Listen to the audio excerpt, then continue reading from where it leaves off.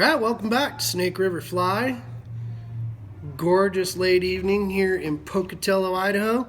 And our bass fishing is taking off down on the main Snake right now. So we're going to go ahead and tie up a bug that's been working great for us the last couple of years.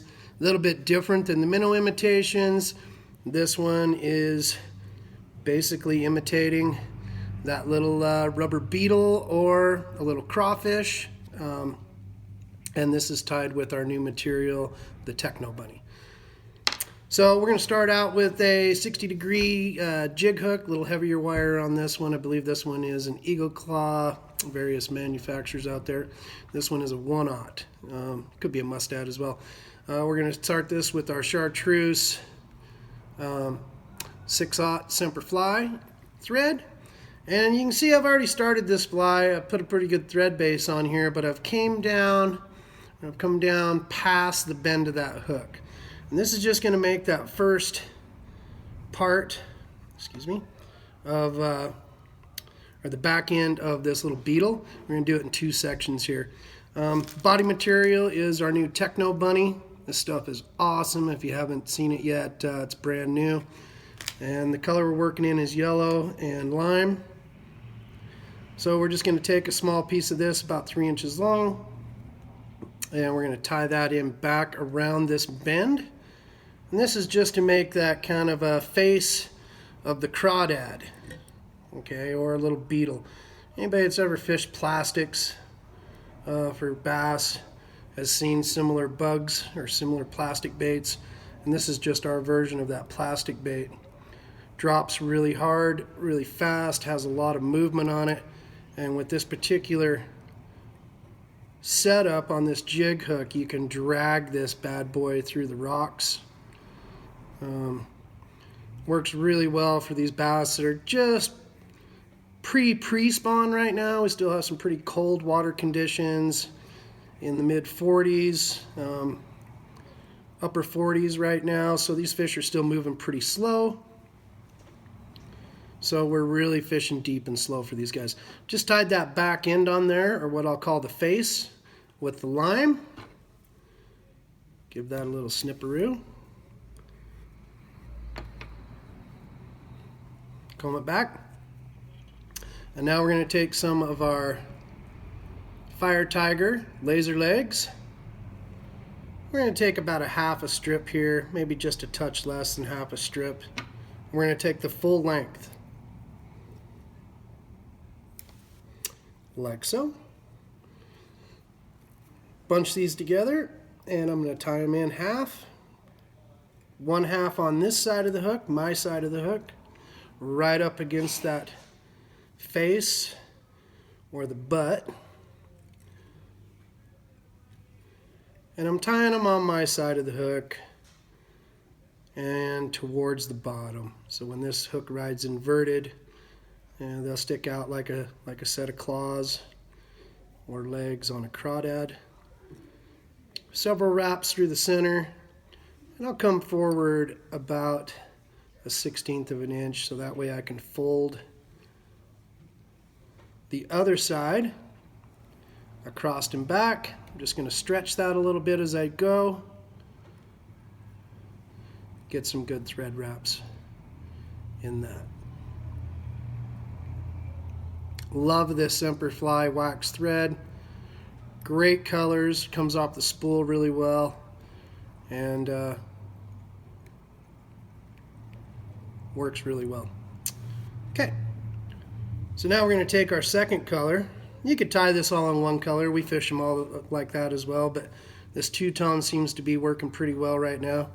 And this is the yellow in the Techno Bunny. I've just trimmed just a little tag piece on the front there.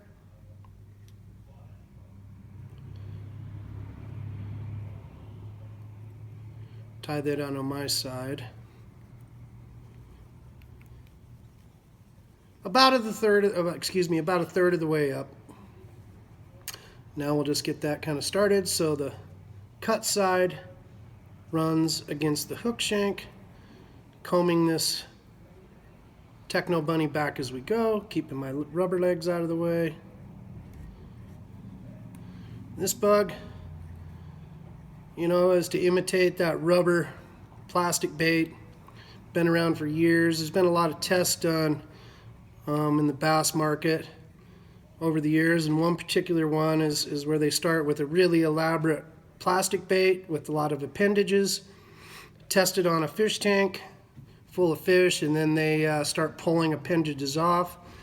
And this particular test, I won't say the company, found that when they took all the appendages off of their plastic bait and it just had the body and the tail, it fished the best.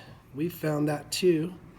A lot of our crawdad patterns, I don't think fish really want to chomp down on a rock hard claw, and crawfish will drop that claw if you press down on that claw vertically. It's designed by nature to drop off as a defense mechanism.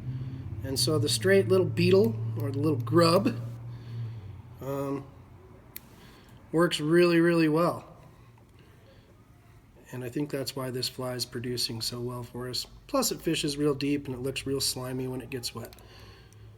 So I'm just going to make sure I've got everything tied down here. I'm right there at that bend of the jig on the 60 degree. And I like to, at this point, before I tie my eyes on there, I'll just take a little brush and comb everything back. And now we're going to attach a set of double pupil large hairline lead eyes, chartreuse, white and black, right on the front of this. This fly can be drug down through the rocks. In our fishery here, we have a lot of lava rock bottom, a lot of riprap that we throw into. This one, it might hang up just a touch, but then it tends to pop out. And you can drag it across the bottom, fish it slow in these colder water conditions. Drops real fast. I'm going to do some figure eights on here, just like you were going to attach these eyes to a Clouser minnow. The Semperfli waxed works really well for this. And I'll do a few around the base just to tighten up those wraps, bring everything together.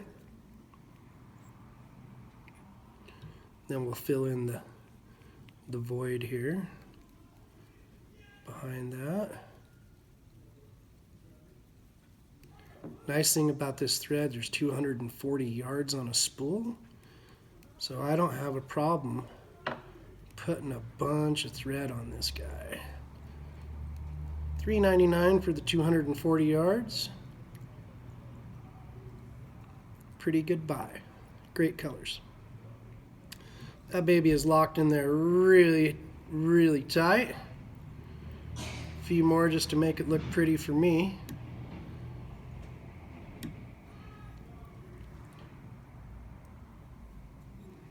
And now we'll whip this guy off. Simple tie. Tied the butt or the face of it on in the back. Tied the laser legs in. Tied in another section of Techno Muddy to make up the body. Wrapped in the eyes. Tied a horrible whip finish. We'll redo that.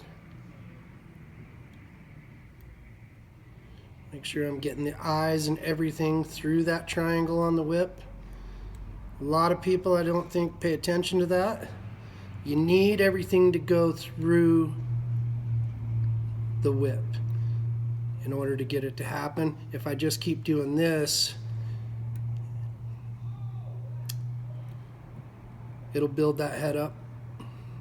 I like about 200 whip finishes on my average fly, unless it's a real small size 18, then I'll only do about 160. Get your money's worth out of a Snake River fly. Okay, so I've got it trimmed up there.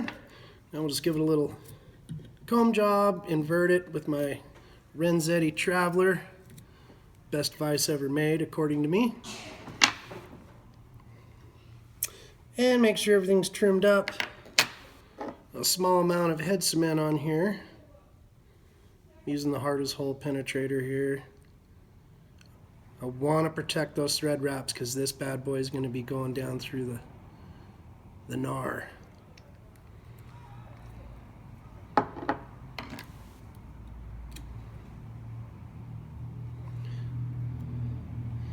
There you have it. There's our Snake River Beetle. 2 two-toned. This one's got the fire tire legs on the back of it. Excellent little bug. Make sure everything's going to ride straight. Drops like a rock. Great colors.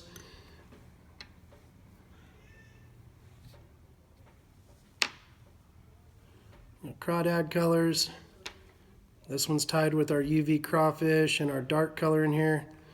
And then of course it wouldn't be a Snake River fly video unless we poured a little beer on it.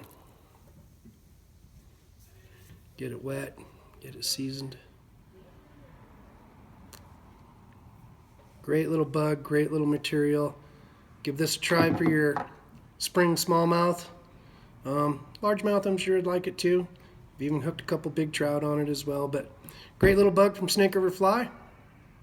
Thanks. Catch you next time.